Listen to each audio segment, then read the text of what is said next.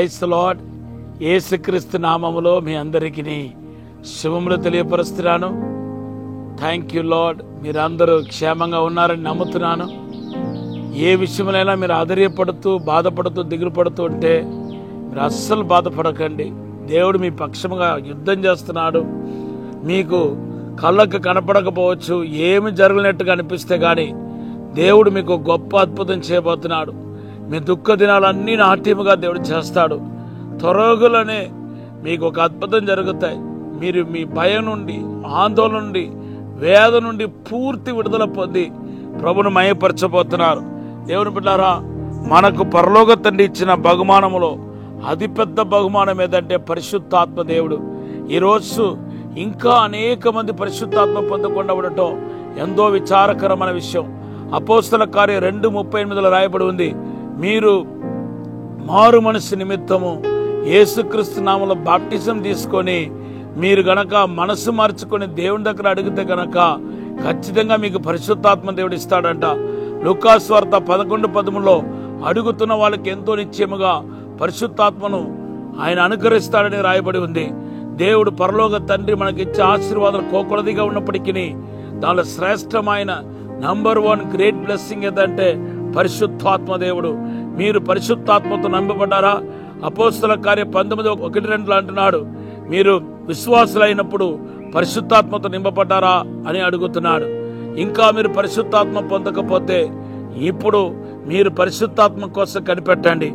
ఇప్పటికే మీరు పరిశుద్ధాత్మతో నింపబడి ఉంటే దేవుని బిడ్డలారా, ఇప్పుడు మీరు చేయాల్సిన పని ఏంటంటే ఇంకా నాకు ఆ పరిశుద్ధాత్మ యొక్క ప్రత్యక్షత కావాలి, ఆత్మ నడిపింపు కావాలి, పరిశుద్ధాత్మ దేవుడు నా జీవితంలో మరి బలంగా క్రియ చేయాలని చెప్పి అడగాల్సిన వారే ఉన్నారు.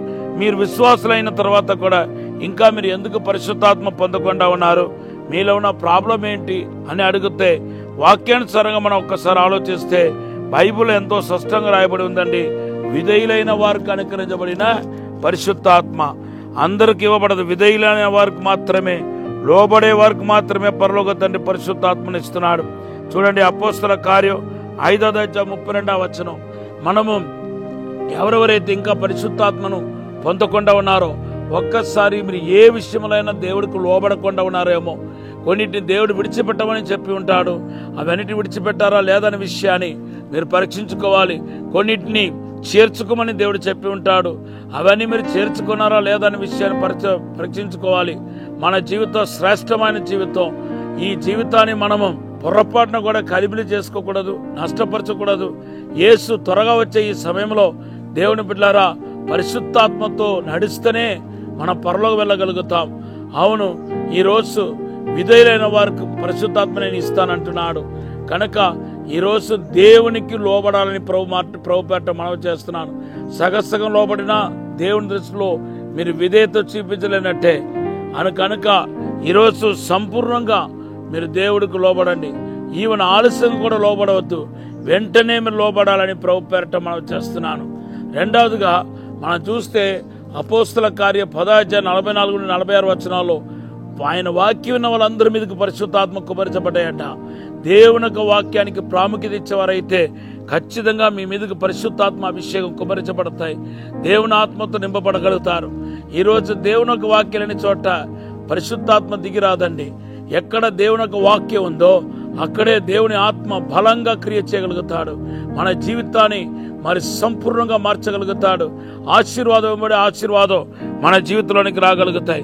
మూడవదిగా మనం చూస్తే మీరు అడగకపోతే, ప్రార్థించకపోతే పరిశుద్ధాత్మ దేవుడు మీలోనికి రాడు.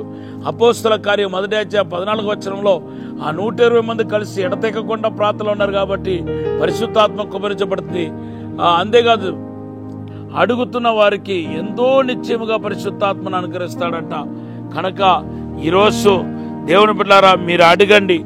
అడిగితే గాని మీరు పరిశుద్ధాత్మని ఆసక్తి గల వారుగా లేదని విషయం మరి తెలియదు. గనక మీరు అడగాలి. దేవుడే ప్రభువే చెప్తున్నాడు, అడుగుచున్న వారికి మాత్రమే పరిశుద్ధాత్మ కుమ్మరింపు అనేది జరుగుతున్నాయి. లూకాసు వార్త 11:13 అడుగుచున్న వారికి ఎంతో నిశ్చయముగా పరిశుద్ధాత్మను కుమ్మరిస్తానంటున్నాడు.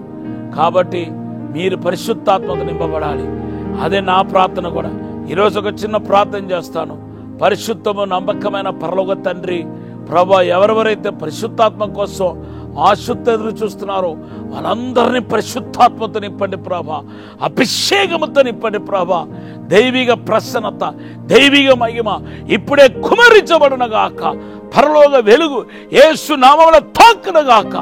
అభిషేకించమని, తాకుమని, తోడుగా నీడగా ఉండి సాయం చేసి బలపరచమని, 2 పల ఆత్మ 200 అభిషేకం దయచేయమని, నీ ఆత్మతో నింపి బలపరచమని యేసు నామములో అడిగి వేడుకుంటున్నాము తండ్రి. Amen, amen, amen. Have a blessed day. దేవుడు మనం దీవించిన గాక. ఈరోజు దేవుడు మనకిచ్చిన వాగ్దానం యెషయా గ్రంథం 59:21.